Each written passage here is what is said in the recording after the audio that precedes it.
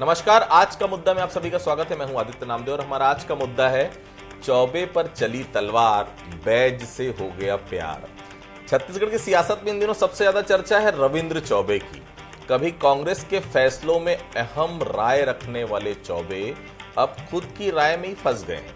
भूपेश बघेल के जन्मदिन पर चौबे ने कहा था कि प्रदेश की कमान भूपेश बघेल को सौंप देनी चाहिए। इस बयान पर अब चौबे पर कार्रवाई की तलवार लटक गई है।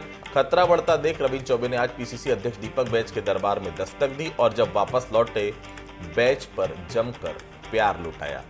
कल और आज क्या क्या हुआ, पहले रिपोर्ट देख लेते फिर चर्चा को आगे बढ़ाएंगे। छत्तीसगढ़ कांग्रेस के वरिष्ठ नेता और पूर्व मंत्री रविंद्र चौबे अपने एक बयान की वजह से मुश्किल में फंसे। प्रदेश की कमान को लेकर उनका बयान दिल्ली तक गूंजा। जिलाध्यक्षों और प्रदेश कार्यकारिणी ने बैठक में उनके खिलाफ कार्रवाई का प्रस्ताव तक पास कर दिया। भूपेश बघेल के जन्मदिन पर चौबे ने बयान दिया था कि प्रदेश की कमान उन्हें सौंप देनी चाहिए। इस बयान के बाद सियासी भूचाल आ गया। कार्रवाई के चक्रव्यूह में फंसे चौबे गुरुवार को पीसीसी चीफ दीपक बैज से मिलने पहुंचे। कार्रवाई की तलवार सिर पर लटकते ही चौबे बैकफुट पर आ गए। उन्होंने बैज पर जमकर प्यार भी लुटाया। हमारे छत्तीसगढ़ में जनता की इच्छा है, आज भी भूपेश बघेल नेतृत्व करे कांग्रेस के, आने वाला समय में भी भूपेश बघेल नेतृत्व करे कांग्रेस के। आदरणीय, दोनों बातें आपने कहा, विवाद था और गलतफहमी थी। ना कोई विवाद था, ना कोई गलतफहमी थी। आदरणीय अध्यक्ष जी बेहद मैच्योर हमारे आदरणीय अध्यक्ष हैं और नेतृत्व कर रहे हैं। हम सबका समर्थन इनके साथ है। लेकिन चौबे के इस बदले सुर ने कांग्रेस में हलचल और बढ़ा दी है। रविंद्र चौबे से मिलने के बाद दीपक बैज उसे घर के भीतर की बात बता रहे हैं, तो मुख्यमंत्री विष्णुदेव साय ने कहा कि कांग्रेस में हर जगह सिर्फ उटव्वल और खींचतान है। छत्तीसगढ़ में भी इनका बुरा हाल है, ये पहले अपना अस्तित्व संभाल लें। बैठक में तो हम लोग थे, आपको कैसा पता प्रस्ताव पारित हुआ है या फिर वहाँ क्या चर्चाएं हुई है? देखिए, घर की बात है, पार्टी की बात है। आज रविंद्र चौबे जी आए थे, मुलाकात हुई हमसे, बहुत सारी चीज़ डिटेल्स चर्चा हुई और निश्चित रूप से अपनी बातें भी रखी है। कांग्रेस में मतलब हर जगह सिर फुटबॉल है, आपस में उनका खींचतान है। वहाँ मध्य प्रदेश के अंदर में जिलाध्यक्षों की नियुक्ति हुई है तो उन्हीं के कार्यकर्ता आज उनको हटाने के लिए आंदोलन कर रहे हैं। तो उसी तरह से छत्तीसगढ़ में भी इनका बुरा हाल है और ये लोग पहले अपना अस्तित्व संभाल लें। कभी कांग्रेस के फैसलों में अहम राय रखने वाले रविंद्र चौबे अब अपनी ही पार्टी में अलग थलग पड़ते दिखाई दे रहे हैं। बयान से खड़ा हुआ विवाद उनकी राजनीति पर तलवार की तरह लटक रहा है, तो कार्रवाई के डर से चौबे सुर बदलकर बैज से प्यार जता रहे हैं। चौबे को माफी मिलेगी या होगा एक्शन, ये तो पार्टी हाईकमान ही तय करेगा। लेकिन रविंद्र चौबे के ताज़ा हालात पर ये कहावत बिल्कुल सटीक बैठती है कि चौबे चले छब्बे बनने लेकिन दूबे बन के लौटे। शिखर दिवांगन, बंसल न्यूज, रायपुर। कांग्रेस की सियासत भी बड़ी अजीब है। जहां प्यार जताओ वहां शक और गहराता है। भले ही पीसीसी चीफ दीपक बैज घर की बात है, पार्टी की बात है कहकर मामले को रफा दफा करें, लेकिन हकीकत यही है कांग्रेस आज के वक्त में ठीक उसी जगह पहुंच गई है जहां वो 2003 से 2018 के बीच थी। तब आरोप अजीत जोगी पर लगता था कि उन्होंने ही पार्टी में गुटबाजी बढ़ाई है, लेकिन अजीत जोगी के दिवंगत होने के बाद आज की कांग्रेस में गुटबाजी जरूर सवाल पूछती है। तब तो अजीत जोगी थे, लेकिन आज किस वजह से पार्टी में गुटबाजी बढ़ी है? चौबे के भूपेश के हिमायती होने वाले बयान पर एक बात और भी चौंका रही है। पूरे मामले में भूपेश बघेल बिल्कुल खामोश हैं। वो इस मामले में रविंद्र चौबे का खुलकर बचाव भी नहीं कर पा रहे हैं। जाहिर है इशारा काफी है। 2013 से 2023 के बीच भूपेश बघेल का जो कद था वो आज उतना दमदार नहीं रह गया। तो रविंद्र चौबे का क्या होगा? क्या बंद कमरे में दीपक बैज ने उन्हें अभयदान दे दिया है? क्या ये पूरा मामला दीपक बैज के उत्थान और भूपेश बघेल के पतन की तरफ इशारा कर रहा है? चलिए हम शुरुआत करेंगे, उसके पहले बंसल न्यूज के कुछ सवाल है। पहला सवाल, क्या कार्रवाई की तलवार लटकने के बाद रविंद्र चौबे ने बैज से प्यार दिखाया है? दूसरा सवाल, क्या चौबे पर कार्रवाई करके कांग्रेस अनुशासन को लेकर मजबूत संदेश देगी? तीसरा सवाल, क्या कांग्रेस के चौबे कांड ने बीजेपी को छब्बे बनने का मौका दे दिया? 3 सवाल हैं। मेहमानों से मिलवाऊंगा। अनिल पुसतकर साहब वरिष्ठ पत्रकार है, बहुत स्वागत करता हूं। श्रीजन सुंदानी साहब हैं, भारतीय जनता पार्टी से पूर्व विधायक हैं, बहुत स्वागत करता हूं। अमरजीत चावला साहब हैं, पूर्व महामंत्री हैं कांग्रेस प्रदेश कांग्रेस कमेटी के, बहुत स्वागत करता हूं। सबसे पहले चावला साहब के पास चलूंगा। चावला साहब, 7 बार के विधायक, 4 बार के मंत्री, पार्टी के कद्दावर नेता, सामान्य वर्ग से छत्तीसगढ़ कांग्रेस में सबसे बड़ा चेहरा, बस 2 चुनाव हारे हैं चावला साहब। दरबार में बेचारे दस्तक देनी पड़ रही है उनको, चमचागिरी जैसी उपाधि से नवाज रहे हैं आप लोग। क्या यही कांग्रेस पार्टी है चावला साहब? नहीं, देखिए, अर्थ का अनर्थ निकालना तो मीडिया का काम है, वो अपना काम बखूबी करती है, उसमें उनको टीआरपी भी मिलती है।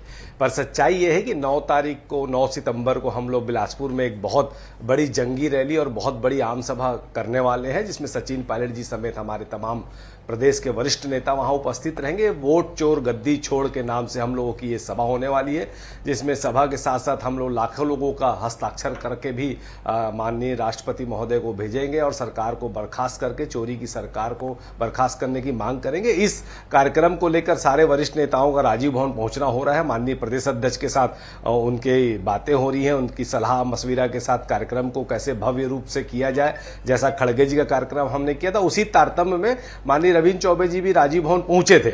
इतनी सी बात थी। अब उसको लेकर अगर कोई मुंगेरी लाल के हसीन ख्वाब की तरह किसको कह रहे थे चमचा? कोई चमचे जो हैं, चमचों को समझाओ, कोई प्रदेश अध्यक्ष बना दे रहा है, कोई मुख्यमंत्री बना दे रहा है।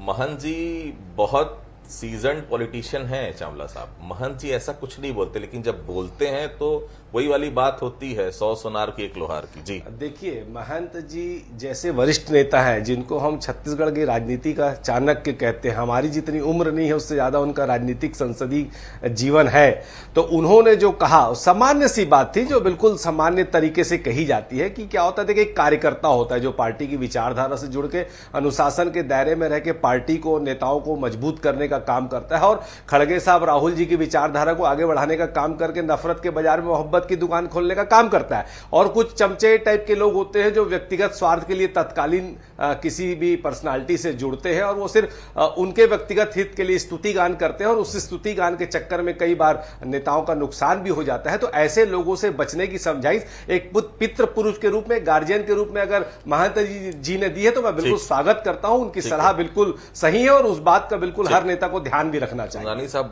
बहुत ज्यादा ध्यान से सुन रहे हैं आपकी बात, एक चीज नोट कर रहे हैं वो। सुंदानी साहब, रविंद्र चौबे ने तो भूपेश बघेल के प्रति अपनी निष्ठा दिखाई है, लेकिन भूपेश बघेल खुलकर उनका बचाव तक नहीं कर पाए। ये भूपेश बघेल की मजबूरी है या पार्टी में उनका कमजोर होता कद? सुंदानी साहब, देखिए आदित्य जी, कांग्रेस पार्टी के लोग अनेक डिबेट में एक बात को कहते हैं कि कांग्रेस के भीतर प्रजातंत्र है, हर व्यक्ति को अपनी बात कहने का अधिकार है। दया का भाव आता है रविंद्र चौबे जी के ऊपर। जितनी उनकी राजनीतिक उम्र है, जितना उन्होंने राजनीति में समय दिया, शायद दीपक बैज जी की उतनी उम्र नहीं होगी। मेरी जानकारी जहां तक है, दीपक बैज जी से मिलने के लिए उन्होंने 5-6 दिन से समय मांगा। दीपक बैज जी समय देने से टालते रहे और मिले भी तो उन्होंने कोई बहुत उत्साहजनक बात नहीं दिखी। इसके पूर्व दीपक बैज से मिलने के पूर्व एक कांग्रेस के वरिष्ठ नेता से मिलने रविंद्र चौबे जी गए थे। रविंद्र चौबे जी से उनकी बातचीत के बाद जैसे ही रविंद्र चौबे जी वो उस निवास से निकले, उन बड़े नेता ने दीपक बैज जी को फ़ोन करके कहा कि आप जल्द से जल्द लेटर भेज दो और जितना हो जल्द से जल्द इस पर कार्रवाई के लिए आगे बढ़ो। यहाँ तक स्थिति कांग्रेस पार्टी की है और रविंद्र चौबे जी जैसे नेता अगर अपने बयान देते हैं और उस बयान से मुकर जाते हैं या बयान से पलटने के लिए अपने ऊपर हो रही कार्रवाई से बचने के लिए जिस प्रकार की स्थिति में आ गए हैं, इतने बड़े नेता की इतनी बदतर स्थिति इस कांग्रेस पार्टी में। और क्या कांग्रेस पार्टी है, एक मान लो उन्होंने भूपेश बघेल जी के लिए जो बयान दिया वो हो सकता है किसी के बयान से कोई लोग सहमत हो न सहमत हो, लेकिन रविंद्र चौबे जी जैसे नेता को समझाइश मिल जाए और जिनका अपना राजनीतिक जीवन हो, 7 बार के विधायक हो, 4 बार के मंत्री रहे हो, छत्तीसगढ़ के बहुत बड़े नेता हो, 2 बार वही चुनाव वो हारे हैं, लेकिन 7 बार वो विधानसभा का चुनाव जीते। इतनी बदतर स्थिति रविंद्र चौबे जी की कांग्रेस पार्टी में, तो आम कार्यकर्ता की कांग्रेस पार्टी में क्या स्थिति होगी, इससे अंदाजा लगा सकता है। पुसतकर साहब, रविंद्र चौबे का राजनीतिक भविष्य क्या खतरे में है? उम्र के जिस मुहाने पर वो हैं, अगर यहां उन्हें पार्टी से बाहर का रास्ता दिखाया जाता है तो उनका क्या होगा? क्या लगता है रविंद्र चौबे पर कार्रवाई होगी या फिर उन्हें अभय दान मिल जाएगा? पुसतकर साहब, नहीं, देखिए आदित्य, इसमें अगर रविंद्र चौबे के खिलाफ कार्रवाई भी करते हैं या उनको अभय दान भी देते हैं तो नुकसान कांग्रेस का ही है। कांग्रेस जिस दौर से गुजर रही है छत्तीसगढ़ में, आपने ठीक कहा कि वो जो गुटबाजी है, ये गुटबाजी सिर्फ छत्तीसगढ़ में 2003 से नहीं शुरू हुई थी अजीत जोगी के आने से। ये पहले से जब मध्य प्रदेश था तब से चले आ रही थी। शुक्ल बंधुओं को नीचे दिखाने के लिए, चाहे दिग्विजय सिंह कह लीजिए, चाहे अर्जुन सिंह से शुरू हुई थी। उसके बाद दिग्विजय सिंह ने उस परंपरा को आगे रखा। उस दौर में जो है दुर्ग में 2 बड़े छत्रप होते थे, चंद्राकर बंधु होते थे, चंद्रलाल चंद्राकर और वासुदेव चंद्राकर थे, उनका एक गुट था। उसके अलावा मोतीलाल वोरा का एक गुट था। रविंद्र चौबे दोनों गुट से अलग होकर जो है दिग्विजय सिंह के साथ रहे, और मध्य प्रदेश जब था तब वो मंत्री थे। आप बताइए, जिस समय वो मंत्री बने उस समय शायद दीपक बैज राजनीति में आए भी नहीं रहे होंगे। आज दिग्विजय सिंह, आज उस दौर में दीपक बैज उनको अगर अनुशासन का डंडा दिखा रहे हैं रविंद्र चौबे को, तो ये कांग्रेस के लिए दुर्भाग्य की बात है। यही स्थिति थी पहले जब विद्याचरण के साथ जो हुआ। विद्याचरण शुक्ल जी जो है पूरे देश के नेता थे, बड़े नेता थे। कांग्रेस में उनकी क्या हालत हुई आखिरी में, जब मध्य प्रदेश से जब हम छत्तीसगढ़ अलग हुआ। अजीत जोगी किसी को मानने नहीं थे, लेकिन जो प्रजातंत्र की बात करते हैं वहां तो वहां भी पर्ची आती है। भाजपा में तो आती है, वहां पर भी पर्ची आती है कांग्रेस में। और अजीत जोगी मुख्यमंत्री बनने के बाद क्या हुआ, विद्याचरण जी को कांग्रेस छोड़ना पड़ गया। बाद में क्या हुआ, जब भूपेश बघेल अध्यक्ष बने तो अजीत जोगी को कांग्रेस छोड़ना पड़ गया। अब क्या हो रहा है, जब दीपक बैज बने तो शायद रविंद्र चौबे को कांग्रेस छोड़ना पड़ जाए। तो ये स्थिति करके कांग्रेस जो है खुद को कमजोर कर रही है। आज जो समय है कांग्रेस के लिए वो सरकार को घेरने का है। बाढ़ का मामला है, बाढ़, इतनी बड़ी बाढ़ आई, पहले 90 साल का इतिहास टूट गया, वो उसमें वो आप ध्यान नहीं दे रहे हो। और वो जो मंत्री है, राजस्व मंत्री, वो घर में तीजा मना रहे हैं। कल तीजा मनाए, एकादशी के दिन। तीजा कब हो गया, उनको वहां पे बस्तर में रहना है तो वो छोड़ के ये कर रहे हैं। तो ये कांग्रेस का अंदरूनी मामला होने के बावजूद भी देश के लिए, प्रदेश के लिए, प्रजातंत्र के लिए, लोकतंत्र के लिए बहुत खराब विषय है कि यहाँ विपक्ष अगर मजबूत नहीं रहेगा तो फिर सत्ता पक्ष को तो फिर मनमानी करने का मौका। चावला साहब, आज काफी देर तक दीपक बैज और रविंद्र चौबे की चर्चा हुई। लौटे तो चौबे जी के सुर पूरी तरह से बदल गए थे। क्या रविंद्र चौबे माफी मांगने पहुंचे थे या फिर दीपक बैज की झिड़की सुनने, मतलब डांट सुनने? क्या अंदर खाने बात हुई, खुलासा तो कर दीजिए चावला साहब, कुछ तो बता दीजिए। आदित्य जी, मैंने पहले ही कह दिया कि 9 सितंबर को होने वाली कार्यक्रम की तैयारियों के सिलसिले में सभी वरिष्ठ नेता। चावला साहब, आपने सुना नहीं थोड़ी देर पहले क्या कहा आपके मित्र जो आपके बगल में बैठे हैं भारतीय जनता पार्टी से, सुंदरानी साहब? उन्होंने कहा कि मिलने का समय नहीं दे रहे हैं दीपक बैज साहब। कई बार फोन लगा रहे हैं, गिड़गिड़ा रहे हैं, मिलना चाहता हूं लेकिन मिलने का समय नहीं दे रहे। खबर है आदित्य जी, पक्की खबर बता रहे और आप कुछ और बता रहे हैं। 5-6 बार निवेदन करने के बाद मिले हैं वो। कैसे होगा चावला साहब? देखिए, ऐसा है आदित्य जी, मैं वरिष्ठ नेता हैं भारतीय जनता पार्टी के, मैं उन पे टिप्पणी नहीं करना चाहूंगा। काफी वरिष्ठ नेता है। मैं तो सिर्फ एक चीज कहना चाहूंगा बहुत विनम्रता से। असल में देखिए, इसके पीछे सबसे बड़ा कारण यह है कि आज मोदी की गारंटी फेल हो चुकी है। विष्णु का सुशासन की पोल खुल चुकी है। इतना गंभीर विषय है, मैं बीच में बिल्कुल नहीं बोलता। आपकी बात का लेकिन जवाब नहीं दिया चावला साहब। दे रहा हूं, नहीं मिल रहे थे मुझे अगर मोदी जी की गारंटी मुझे आप मौका देंगे। नहीं, देखिए ऐसा नहीं होता। आप सुनना, ठीक है, सुनिए चावला साहब प्लीज। ठीक है प्लीज। क्या होता है, देखिए, अगर आप आरोप लगाते हैं तो उसके जवाब सुनने का विषय आज मोदी जी की और एक स्वस्थ गारंटी नहीं परंपरा है है छत्तीसगढ़ में। तो आपके समय में आपने कहा, मेरे समय में मैं समझता हूं ठीक है, प्लीज जवाब देने का अवसर मिलना चाहिए। प्लीज करिए। सच्चाई है कि विष्णु के सुशासन की पोल खुल चुकी है कि ये सुशासन नहीं, ये कुशासन है। देखिए, आज बात तो इस बात की होनी चाहिए कि चक्रधर समारोह में छत्तीसगढ़ के कलाकारों का अपमान हो रहा है। एनएचएम कर्मचारियों की बर्खास्तगी हो गई है, उन लोगों को सामूहिक इस्तीफा देना पड़ रहा है। मितानिन अपनी 3 सूत्री मांग को लेकर अगर सीएम हाउस का घेराव करने आ रहे थे पूरे प्रदेश में, आप उनको जबरदस्ती पकड़ के अंदर कर दिए। आंगनबाड़ी सहायिकाएं अपना हड़ताल कर रही हैं, पटवारी अपना हड़ताल कर रहे हैं, तहसीलदार संघ आपके ऊपर आरोप लगा रहा है। बस्तर में बाढ़ से त्राहिमाम की स्थिति, अभी तक कोई रेस्क्यू ऑपरेशन और कोई राहत सामग्री नहीं दी। जसपुर कसूर में आप गणेश विसर्जन के दौरान एक्सीडेंट में, इतनी बड़ी एक्सीडेंट में मौत हो गई, आप कुछ नहीं कर रहे, आप आदिवासियों को आदिवासी बोलने से घबराते हैं, उनको वनवासी और जनजाति बोलते हैं। इंद्रावती नगर नार बैला डीला जैसे चीजें आप बेच दिए, हसदेव के जंगल कट गए। नगर पंचायत तुमगांव में आदित्य जी, हमारे नगर पंचायत के अध्यक्ष ने देह व्यापार का आरोप लगाया पुलिस के संरक्षण में, पुलिस ने उस नगर पंचायत अध्यक्ष को उठाकर अंदर कर दिया। ये दिवंगत मां के नाम से अपनी राजनीति कर रहे, बिजली बिल की छूट खत्म कर दिए, छोटे भूखंडों की रजिस्ट्री खत्म कर दिए, बिजली बिल बार बार इसलिए गुल कर रहे ताकि अडानी के सोलर पैनल बिके। तो ये ऐसी राजनीति कर रहे हैं और इससे ध्यान भटकाने के लिए इस तरह की अंदरूनी हमारी बातों को लेकर र्यूमर फैला के झूठ और अफवाहों का तंत्र के साथ व्हाट्सएप इंडस्ट्री के माध्यम से इस तरह की हरकतें कर रहे हैं। पर छत्तीसगढ़ की जनता इस बहकावे पर नहीं आने वाली है और आयुष्मान कार्ड घोटाला हो, चाहे एथेनॉल घोटाला हो, चाहे टोल टैक्स घोटाला हो, सबका मुंह तोड़ जवाब देगी। छत्तीसगढ़ की जनता को अपनी समस्याओं के निराकरण से मतलब है। ये उसका आप जो है अपनी गलतियों को छुपाने के लिए, दिग्भ्रमित करने के लिए मुद्दों को डाइवर्ट करके हमारे अंदरूनी मामलों पर चर्चा करें। आप रवि भगत पर चर्चा कीजिए, आप लखन देवांगन को नोटिस दिया उस पर चर्चा कीजिए, विजय बघेल जो आपको चिट्ठी लिख के बार बार घेर रहा है उस पर चर्चा कीजिए, ब्रिजमोहन जो आपको घेर रहा है लगातार चिट्ठियां लिख के उस पर आप चर्चा कीजिए। आप हिटलर शाही और तानाशाही करके नए नए लोगों को जो मंत्री बना रहे हैं और आपके वरिष्ठों के मुद्दों पे चर्चा कीजिए।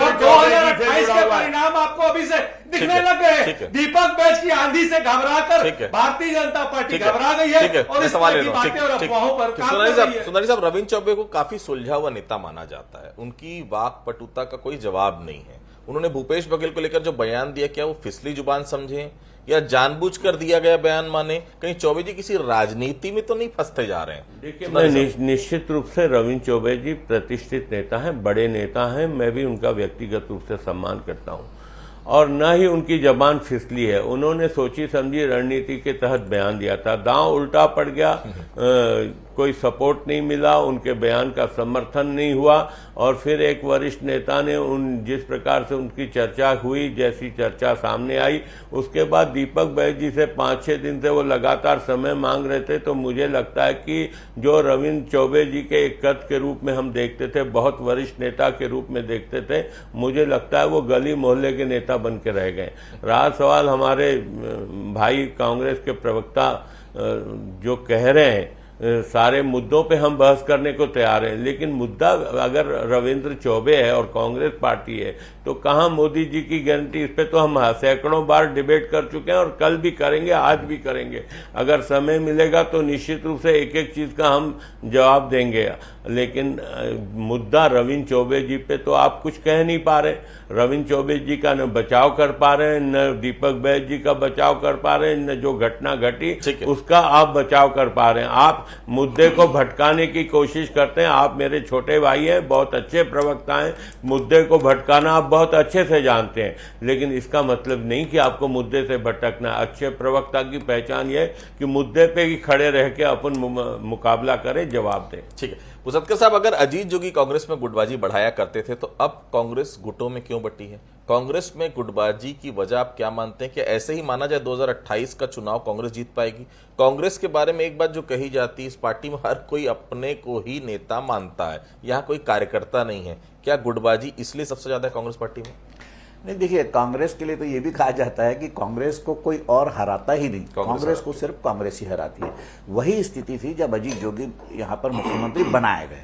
समर्थन नहीं था विधायकों का, बने, लेकिन बनते ही साथ उनके पास जो ताकत आई तो वो फिर ताकत का उन्होंने दुरुपयोग भी किया। उसी समय जो है उस दौर में भी जो है जो विद्याचरण शुक्ल जो है वो ब्राह्मण नेता थे, वही शिकार हुए। आज भी जो है अब जो है प्रदेश में सबसे बड़े ब्राह्मण नेता के रूप में रविंद्र चौबे बचते हैं। सत्यनारायण जी अस्वस्थ रहते हैं, सत्यनारायण जी हार भी चुके हैं, ये भी हार चुके हैं, लेकिन रविंद्र चौबे जो है एक्टिव है, उनकी तुलना में ज्यादा स्वस्थ है, तो ये भी इस बार शिकार बने। दूसरी बात यह है, सबसे महत्वपूर्ण बात यह है कि अगर रविंद्र चौबे ने भूपेश बघेल के जन्मदिन में यह कह दिया कि भूपेश बघेल को मुख्यमंत्री बनना चाहिए, उसके नेतृत्व में चुनाव लड़ाया जाना चाहिए, तो अगर ये अनुशासनहीनता है तो चरणदास महंत जो है, डॉक्टर चरणदास महंत, उन्होंने भी कहा था टीएस सिंहदेव जो को मुख्यमंत्री बनेंगे, तो क्या वो अनुशासनहीनता नहीं है? आपके पैमाना क्या है, आपके मापदंड क्या है? कांग्रेस में अगर जिस तरह से अभी गुटबाजी हावी है, ये दिखने लगा है। पहले गुटबाजी होती थी, अंदर ही अंदर रहती थी, कमरे बाहर बाहर आती नहीं थी। अभी की गुटबाजी जो है वो दुर्भाग्यजनक है, कांग्रेस के लिए भी, प्रदेश के लिए भी। आज जो है सरकार की नकेल कसने के लिए सशक्त विपक्ष की जरूरत है। देखिए, भूपेश बघेल के समय जब भाजपा हारी तो उनके पास बहुत कम विधायक थे, 14-15 ही थे, लेकिन उन्होंने पूरी ताकत से विधानसभा में अपनी ताकत दिखाई और सरकार पे नकेल कस के रखा। आज की स्थिति में इनके पास इतने ज्यादा विधायक होने के बाद ये इस तरह से लड़ेंगे तो बहुत दुर्भाग्य। और दूसरी बात यह है कि रविंद्र चौबे सबसे बड़े नेता हुआ करते थे दुर्ग के, वो दिग्विजय सिंह सरकार में ताकतवर मंत्री थे, छत्तीसगढ़ में भी जब छत्तीसगढ़ बना तो ताकतवर मंत्री रहे। उनको इस तरह से निरीह कमजोर बना देना, ये कांग्रेस अपने ही आप को कमजोर कर रही है, क्योंकि रविंद्र चौबे के बिना दुर्ग में जो है कांग्रेस की स्थिति, तो कांग्रेस में और कोई ऐसा नेता नहीं कि जो दुर्ग और उस इलाके में जो है उसको जिसका पूरा प्रभाव हो। तो ये कांग्रेस के लिए बहुत अच्छे संकेत नहीं है और कांग्रेस को इस मामले में फिर से सोचना चाहिए कि गुटबाजी को थाम ले। चावला साहब, चरणदास महंत ने तो साफ कह दिया है कि चमचों को संभाल कर रखना होगा। चावला साहब, कौन किसका चमचा है आपकी पार्टी में? कभी आप लोग बोलते थे पूरी कांग्रेस एक है, सोनिया गांधी, राहुल गांधी के हम सब सिपाही हैं, और फिर आपके नेता चमचों को संभालने के लिए कह रहे हैं।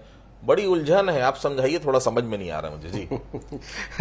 कितने सांचों में ढलकर आए हैं, ख्वाब की तरह पल कर आए हैं। तुम सिफारिश से जहां पहुंचे हो, हम वहां मेहनत से चलकर आए हैं। हमारी पार्टी में आंतरिक लोकतंत्र है ना, और सच को हम लोग सच कहते हैं, और सच को सच कहना अगर गुनाह है तो ये गुनाह हम बार बार करेंगे। और सशक्त विपक्ष की जो भूमिका है, दीपक बैद जी और महंत जी के नेतृत्व में जो सशक्त विपक्ष की भूमिका हम निभा रहे हैं, और सड़क से लेकर सदन तक हम जो लड़ाई लड़ रहे हैं, उससे भारतीय जनता पार्टी घबराकर इस तरह के गुमराह करने वाले मुद्दे लेकर आती है, तो हम इससे घबराने वाले नहीं है। हमारा कांग्रेस पार्टी की विचारधारा से जुड़कर काम करने वाला हर कार्यकर्ता हमारी पार्टी का नेता है। चमचों के बारे में मैं आपको डिफाइन कर चुका हूं, पर यह बात तय है कि आप तैयार रहिए, अब ये आंधी रुकने वाली नहीं है, तैयार हो जाइए और आप सशक्त विपक्ष से लड़ने के लिए तैयार करना पड़ेगा। छत्तीसगढ़ के होने सपूत होने के नाते इंतजार करना पड़ेगा। लड़ रहे हैं और इससे आप घबरा गए हैं। छत्तीसगढ़ की संपदा को बेचने नहीं दिया जाएगा, छत्तीसगढ़ की संस्कृति को गुलाम होने नहीं दिया जाएगा, छत्तीसगढ़ के पुरखों का अपमान बर्दाश्त नहीं किया जाएगा। छत्तीसगढ़ के पत्रकारों को जिस तरह आप धमकी दे रहे हैं, तोमर बंधु जैसे लोगों को आप बचा रहे हैं, आप जगह जगह चाकूपुर बना दिए,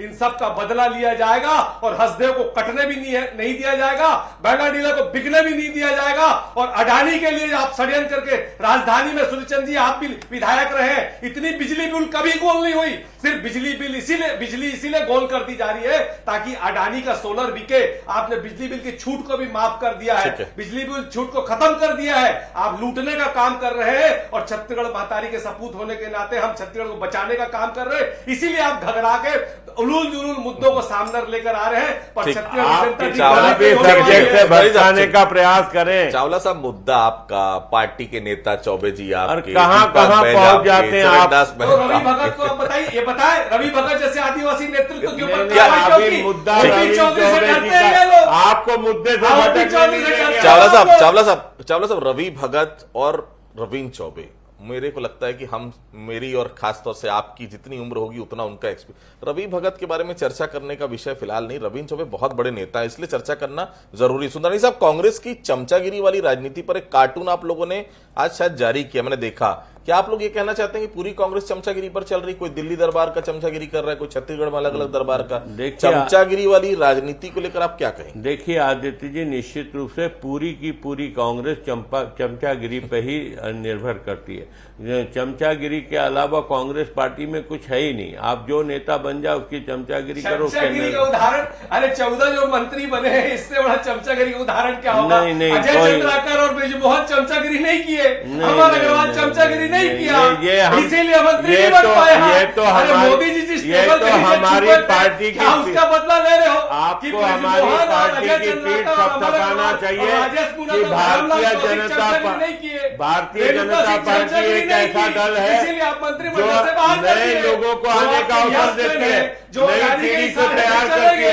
अरे आप क्या देखो, किरण सिंह की कारखानी देख लो, पूरी चमचों की फौज है उसमें। कोई चमचों की फौज नहीं, कार्यकर्ताओं की फौज है। आप भाजपा की विचारधारा पर चलने वाले इतने वरिष्ठ नेता हैं, आपको दरकिनार कर दिए। नहीं, दरकिनार होता तो मैं आपके साथ डिबेट में नहीं होता। अगर पार्टी ने दरकिनार किया होता तो मैं आज डिबेट में नहीं होता, क्योंकि आज आपके साथ डिबेट में नहीं बैठा आप होता। व्यापारियों के हित में लड़ते हैं, आप दरबारी नहीं बन सकते। तो भारतीय जनता पार्टी दरबारियों की पार्टी है।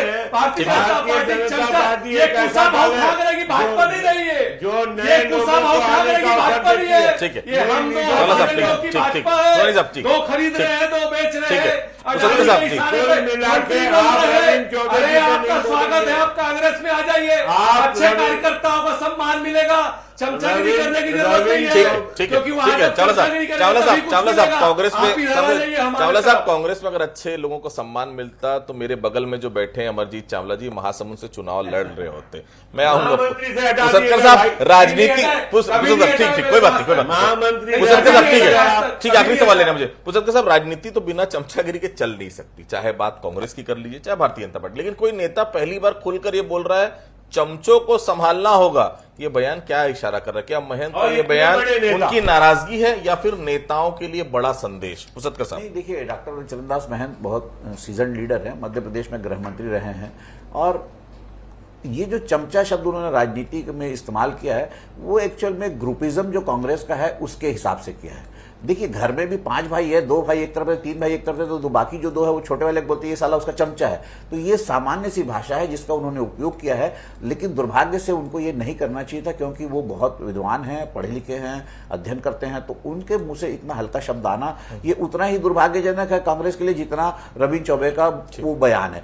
अब सवाल ये जो बार बार एक बात मैं और कह दूं कि बार बार जो बेला डीला को बेचने की बात आती है, अडानी अंबानी को बेचने की बात आती है, तो दिग्विजय सिंह की सरकार में बेला डीला की 11B माइंस को लक्ष्मी निवास मित्तल जो स्टील किंग है दुनिया के, उनको उस समय निप्पन उनकी कंपनी थी, उनको किसने दिया था?